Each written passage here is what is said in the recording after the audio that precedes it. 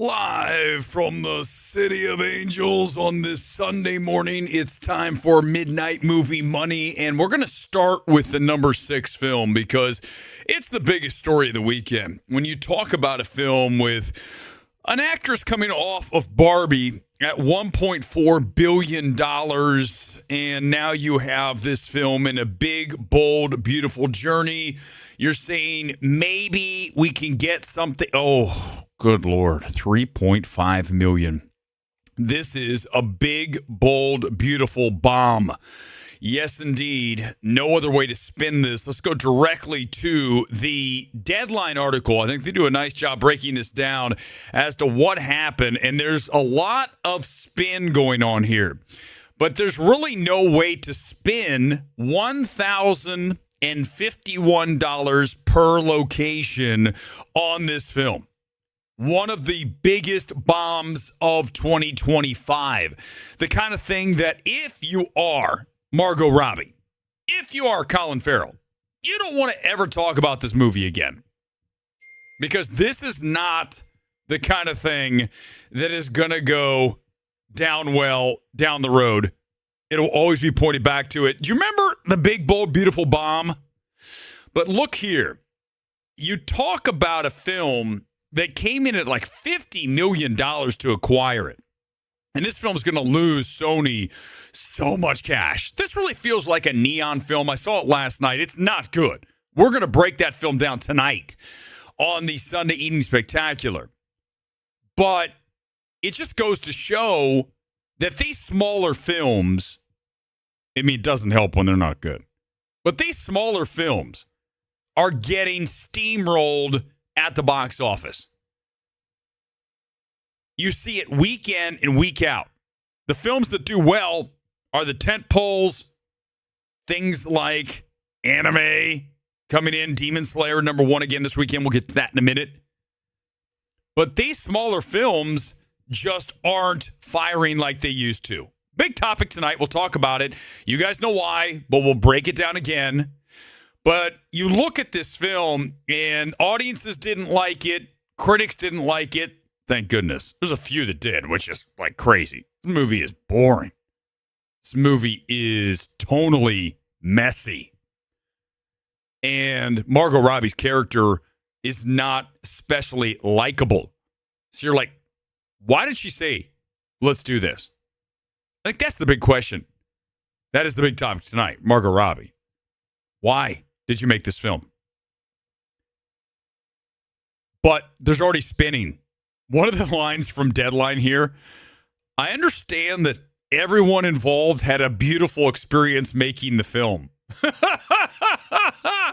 What are we doing? That's because someone said insert this into your box office article, Deadline. But in the end, the movie didn't mirror what the script was. So now we're trying to spin it.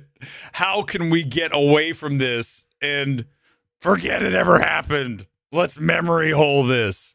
By the way, for Margot Robbie, this is even less than Babylon, 3.6 million. You talk about a terrible film.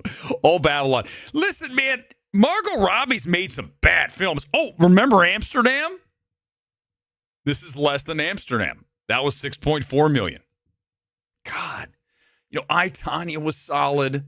I didn't hate Barbie. It's frustrating, that film, right? But when you look at Margot Robbie, I'll tell you what, Wuthering Heights doesn't do well. Her price is dropping in Hollywood because you look at Birds of Prey. There's a lot to talk about tonight. Colin Farrell's never been a box office draw. So it's not that surprising that he didn't do it again. He's a supporting character kind of guy, right? He's just not, and you're going to say Penguin, fine, whatever. He can do different things. I'm not saying he's not good. The only thing I would recommend for Colin is he's got to lay off the shoe polish on his beard. He's gone gray, and I know what that's all about. It's one thing to add a little bit of color. It's another one to go ink black. It's too much, Colin. You got to lay off of the dye, okay? So this is a bad, bad, bad weekend for both of them. And there's really no way out of this other than to say, move on. That's the only advice that I could give both of them. I like Kaganda. You go back to Columbus, solid film. I never got around to After Yang. I'm going to try to see it. I've heard some mixed things on that, but this is not a good film. We'll break it down tonight. Let's get to him. We're going to bounce all over here this morning. Thanks for being here on Midnight Movie Money, live from the City of Angels. Always. We don't tape this. This is happening live at 8:55 in the morning here in Los Angeles. Him's at 13.5. That is not great, and it actually fell apart over the weekend as we go to the universal email. You can see it here with the 13.5, and then look at the international from 25 territories. Now, granted, that's not everywhere, but still $362,000. Football, American football, doesn't travel to countries where they play the other football. And you can see it here again. I mean, it doesn't help the film's really bad. Go back to my evaluation Thursday night. This is a really cool concept that should have delivered, and through, dare I say, piss-poor screenplay, we get him. And audiences really dislike this film. It only got a C- cinema score, which makes me think that Cinema Score's done giving anything below that. I feel like the studios are paying off Cinema Score now. Because in the past, we got Fs, we got Ds. Not anymore. The lowest I believe I've seen in the past several years is C-, which is starting to make me wonder, is Cinema Score really all that trustworthy? Because a lot of films are trending high and the lowest is C-, so we've shifted everything up. You're telling me a film like him isn't a D or an F? No way. I just saw it. That's an F Cinema Score to most people. There's just no way to see it otherwise. You know, can I just speak to this and then we'll move on, because him is going to disappear within days. It's going to be gone and on digital within 17 days or less, because it's universal. That we really just can't trust many people. I say that, man. I really do. I mean that. And I know we're doing the box office show, but I mean that. I don't trust almost any organization. I think you should think that way too. You're told X, Y, and Z, and I just don't buy it. Whether it comes down to votes, whether it comes down to opinions. You look at Rotten Tomatoes, owned by Universal and Warner Brothers. You don't think they have some play in who gets in and how these things are gauged and how we can get those Rotten Tomato scores up. That's a whole stream we could do. But I'm just here to tell you, when I look at Cinema Score at C- and you can't seem to get lower than that, corruption runs wild in this society. I just don't understand how you can be corrupt. I mean, if you care about money that much that you'll just give up your morals and give up what you believe to be true and your journalistic integrity, it's sad to me, because I'm not that guy and never will be that guy. That's why we have the niche Riddler channel from the Batman. But that's great. I would have it no other way. The other people can sell out their soul, do whatever they want. I have no interest in that shit. I want to tell the truth. I don't want to spin things. And that's what it is. Not hard. But for some people, it seems to be. Demon Slayer's number one. Again, this weekend, huge fall on this film. You see it minus 75, which is a huge drop. But remember, a film like Demon Slayer Infinity Castle is going to stack that opening weekend, because the fans of the movies and the shows all want to see the latest installment and they rush out to see it. So whenever you have an opening as big as it had last weekend, expect that drop to be huge, because the majority of the available audience went to see it opening weekend. Makes sense, right? A film like Materialist, which is one of the few to buck the trend of a small indie film that went on to gross $100 million worldwide, it didn't open that big, but then every weekend kind of just hung in there because it didn't have everyone run out to see it first weekend. But Demon Slayer is now at $555 million worldwide. That makes it the number one anime film all time. And I called this weeks ago. Remember, we had this. I told you, watch out for this film because it's doing gangbuster business over in the Asian markets, obviously, where you'd expect anime to do well. But then it comes here and does the number that it did. But it's number one again this weekend. Him, as I said, 2. Conjuring, 13 million. Number 3. Let's go to the Warner Brothers email and check in on that. It is now the largest film in the entire Conjuring universe at $400 million worldwide. New Line has $1 billion at the global box office this year. Remember, New Line is Weapons. It's this. Companion was New Line. I mean, there's been some really solid performing films this year for that studio that's affiliated, as you know, with Warner Brothers. But you can see it at $400 million. And speaking of Weapons, we'll go down and check in the latest on that. There it is. It's at $263.4 million worldwide. That's about done, but still a huge profit for that film that cost $38 million to produce.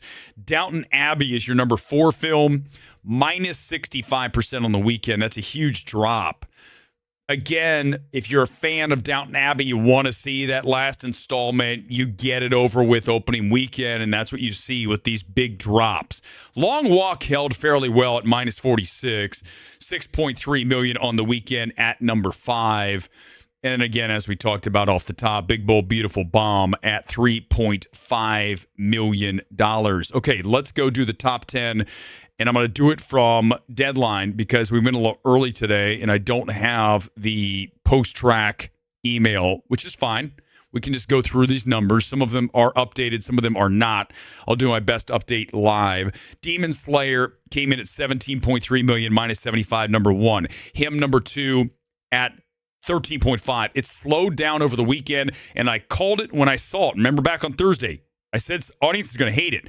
What happens when audiences don't like a film? It dies over the weekend. It should have come in at 15, comes in at 13.5. That's because audiences were like, yeah, this isn't very good. And that's being kind. That film, man. But Big Bold Beautiful Journey, I can't wait to talk about tonight. Not a good film, and there's a bunch of reasons why. I'm going to break that film down, dissect it, put it back together. There's no saving the film as it is. And just quickly on A Big Bold Beautiful Journey, if I hear one person, and I mean one person, uneducated, dare I say, stupid as hell. I like the second better. It's just more direct, right? Uneducated is just too. Let's touch things with gloves. No. Let's go ahead and punch you in the face and say you're dumb as hell. You really are. If you think that Sony didn't do A Big Bold Beautiful Journey justice by not pushing it. If you watch that film, you know, let it die. This film's dead. This film's not good. Okay? I mean, the woman 4 rows in front of me gets up an hour and 15 minutes in and walks out. She had all her shit and left. You know something's bad if they don't care what happens at the end. That's how I felt too. I'm seeing it more and more. People are walking out because movies are bad now. That's the other thing. So many movies are disappointing. Him, this, 2 bad films this weekend. And imagine paying for a ticket. I feel bad for people that are paying for tickets. What do I mean by that? I have AMC A-list. If the movie's bad, it doesn't matter. It's one of my 4 for the week. So I can watch it and leave. I watched Demon Slayer first hour, go, this isn't for me. I don't understand what's going on. Nonstop fights, and this character has more power than, I don't care. It's just, I'm leaving, okay? That's my prerogative. I don't have to sit through these things. And I wish I didn't sit through the rest of Big Bold Beautiful Journey, but it allows me to at least review it fairly. I saw the whole thing. Conjuring 3, 4, Long Walk, 5, Downton Abbey, 6, Big Bold Beautiful Bomb, 7, The Senior, Angel Studios, 2.5 million. That's not good. Yeah, it's, listen, films are in trouble. I've said it how many times, guys? Why am I the only person and always the first? Because we are on the vanguard. We are the gold standard. I called this forever ago. Movies are dying. It's the truth. Unless you're a big tent pole, you better expect to start seeing your films at home because these small films are not working at the multiplex. They're not going 1,000 per location on Big Bold Beautiful Journey. Toy Story's 8, the re-release, 9 weapons, 10 Freakier Friday. There is your top 10. Yeah, you're right, Tom. Movies do usually suck this time of year. I can't argue that. But at the same time, we're getting so many sucky movies. That's the problem. And if I have to see another disappointing film, this week I have Smashing Machine coming up tomorrow night. We'll do that live. Also, we have One Battle After Another, which I'm told, oh my God, it's so great. I think this is another example of critics overvaluing a director. How often do we see this? We'll talk about tonight. This is it for now because I'm going to talk all this tonight. How often do we see the critics? And listen, I'm going to make this very clear. I've said it so many times. The number of critics who suck in the space is in the 95 plus percentile. Okay. You don't understand. It's not a joke. This isn't haha. It's true. They don't have objectivity. They come in with Paul Thomas Anderson's the genius. Therefore, this has to be great. That is not how you do it. But to the majority of people in the space, that's how they operate. That makes them completely unreliable. That's why we destroy them every single time. This is not a contest. This is just an embarrassing beatdown of those people, and I can't wait to see it. I hope it's good, but if it's not, I'm going to call every one of them out like I always do. It's always a wonderful time when I get a chance to because, again, this space is littered with phony-ass critics who suck. Thanks for being here on this Sunday. Hope you have a great Sunday. We'll see you back here tonight for the dissection of Margot Robbie's bomb this weekend. Thanks for being here on this Sunday. Peace out. Enjoy your day.